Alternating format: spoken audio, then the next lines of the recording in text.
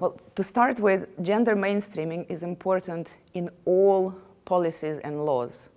And gender mainstreaming in asylum and migration is not an exception in this sense. Women experience migration in a different way from men. They experience it because they have gender-specific needs and they get affected by gender-based discrimination and gender-based violence. So it is important and compulsory that those considerations are taken into account when we design laws on migration, integration, and asylum. By investing in women in those populations, we're actually helping whole communities. It has been proven in the research and development, but also in the European Union, that when you invest in a family, in a woman, you help the whole family.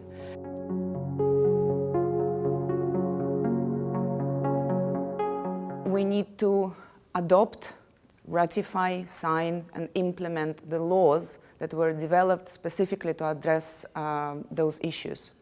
But when we speak about implementation, what it means is actually a set of practical actions that has to be put in place at a country or local level. That means that there has to be a specific budget allocated.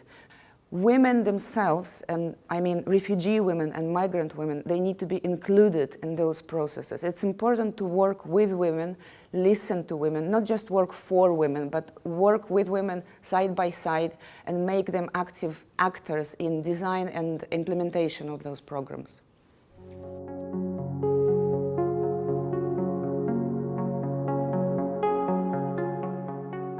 In my opinion, media is failing to address adequately violence against refugee women and migrant women because it is failing to address adequately violence against women overall.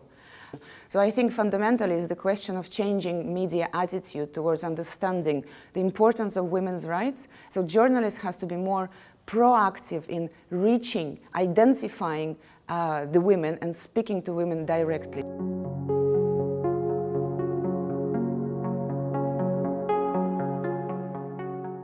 The Convention states very clearly that it applies to all the women regardless of their legal status. This is why we keep lobbying for ratification of the Convention, because what happens very often that the Convention may be ratified, but there can be reservations put in it.